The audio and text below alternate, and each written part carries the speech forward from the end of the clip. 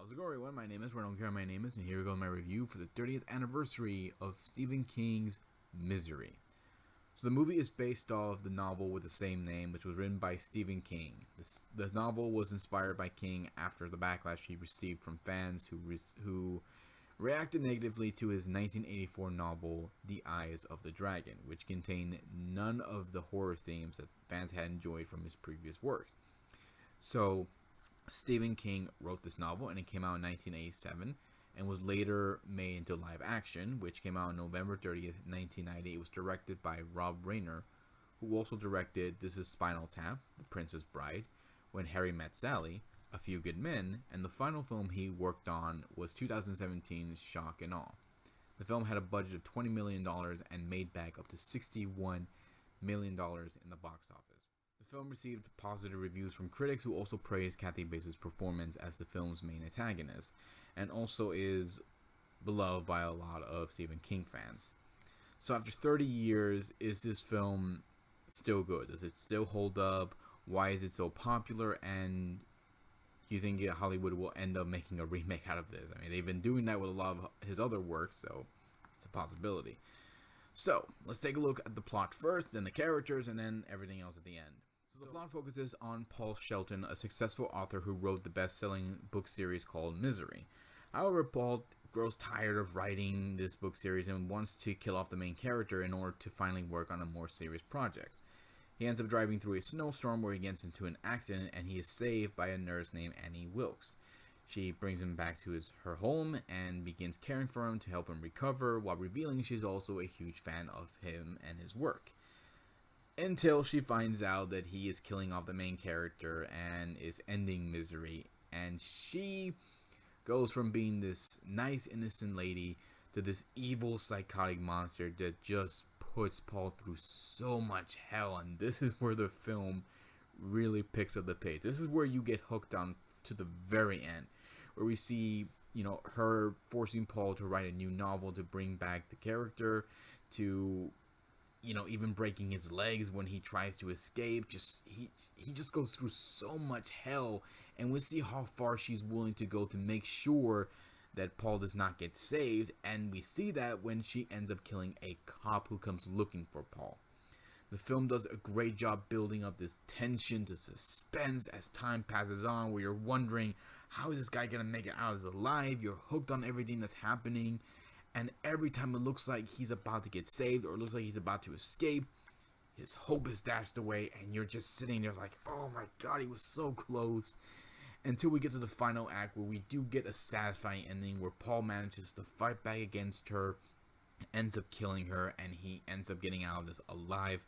But by the end of it, he shows that he's clearly traumatized with what he went through, and I can't blame him. Stephen King really did a great job with this plot and used what he went through with his crazed fans to inspire him to write it. He did a great job with this, because this is really a worst case scenario for anybody who's famous or even not famous, to have to deal with someone who's obsessed with them, who will do whatever it takes to get to that person, even if it means threatening their very lives or even those they love. I love this film and the novel for their plot, for suspense, the tension that comes with it. They did a great job with it, and it just kept me hooked on everything that was going on. I really love this, but honestly, I think without the actors, I don't think this film would have done as well as it did, especially when they chose the right actors for this film. James Caan played Paul, while Kathy Bates played our main antagonist Annie, and I really enjoyed both their performance because of how well they worked off each other. James doing all he can to make sure his character is careful what he says, what he does. Otherwise, Annie's gonna kill him. She's gonna hurt him, and you can't help but root for Paul. You care about what happens to him. You want to see him get through this alive, but also knowing he has to be careful, because if he says or does anything, Annie will hurt him and will show no remorse for it. And I really love Kathy Bates' performance. She did such a great job with her role, playing as this crazed psychotic monster who, appears innocent and sweet at first, but then can flip the switch just like that. And I really like how well they did that. And again, she really doesn't show any mercy or remorse for her actions, especially after she breaks his leg. I was like, damn, that is cold. That's why I was happy that she won the Oscar for the Best Actress in 1991. She deserved it. She did an amazing job. They both did, and I was very happy for it. And I gotta say, I gotta give credit to Stephen King. He did an amazing job, creating this perhaps one of his most dangerous, monsters of all time. Scarier than Pennywise and scarier than anything else that he's made. Alright, well, there really are no special effects for this film. I mean, there is just pretty much where they shot the film at, which is basically out in the middle of nowhere in this big house, and most of it is shot inside the house. I still love how well they shot the film and showing how far away from civilization they are in, so it pretty much you realize that our main character is at the mercy of his crazed caretaker and has to do what he can to try to make it out of this alive.